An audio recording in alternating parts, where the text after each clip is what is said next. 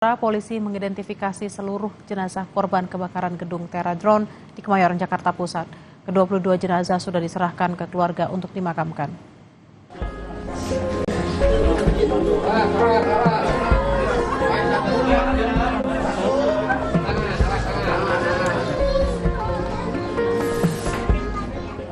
Isak tangis keluarga pecah menyambut kepulangan jenazah salah satu korban kebakaran gedung Teradron di Kemayoran, Jakarta Pusat. Jenazah Siti Saadah Wahyuningsih tiba di rumah duka di Depok, Jawa Barat Rabu malam. Keluarga dan rekan korban yang sudah menunggu sejak siang tak kuasa menahan kesedihan saat peti jenazah tiba. Jenazah langsung dimakamkan di tempat pemakaman tidak jauh dari kediamannya. Sebelumnya polisi telah mengidentifikasi 22 jenazah korban kebakaran gedung Teradron di Kemayoran, Jakarta Pusat. Seluruh jenazah diserahkan ke keluarga untuk dimakamkan. Kami sudah melaksanakan rekonsiliasi yang ketiga untuk menentukan identitas korban dan memutuskan ada 12 jenazah telah kembali dan berhasil kita identifikasi. Di tahap 1 kemarin malam ada 3, tahap 2 tadi pagi ada 7, dan untuk sore ini ada 12, totalnya 22. Pasca kebakaran, polisi kembali melakukan olah TKP di gedung Teradron di Kemayoran, Jakarta Pusat. Dari TKP, polisi menyita sejumlah barang bukti, salah satunya baterai drone yang diduga sebagai sumber awal api. Dari hasil olah TKP sementara, penyebab 22 korban meninggal karena kehabisan oksigen. Untuk penyebabnya masih nanti ditentukan oleh dari dokter forensik, namun dari tempat kejadian perkara memang tidak ada korban yang terbakar tubuhnya. Jadi kemungkinan itu adalah karena asap atau habis oksigen atau karena uap panas.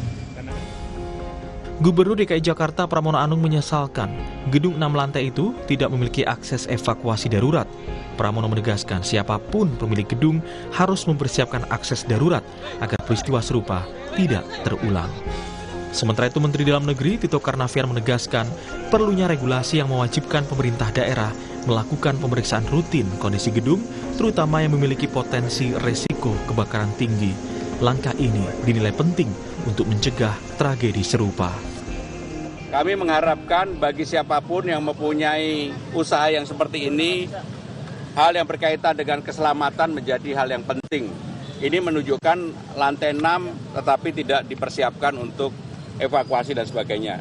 Logika saya tadi ya berpikir bahwa setiap pembuatan bangunan juga harus ada pengujian tentang pencegahan kebakaran atau mitigasi atas kebakaran.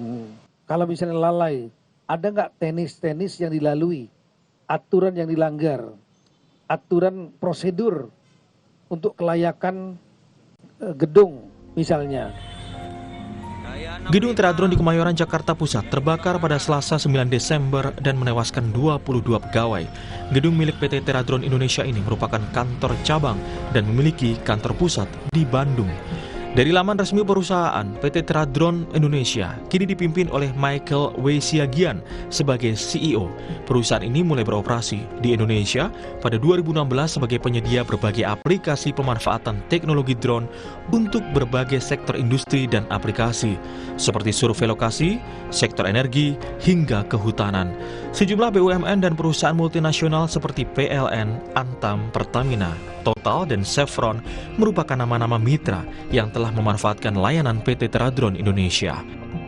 Polisi telah memeriksa 8 saksi, yakni pegawai Teradron dan warga di sekitar gedung untuk menyelidiki unsur pidana dalam kasus kebakaran gedung Teradron. Tim Liputan, Kompas TV.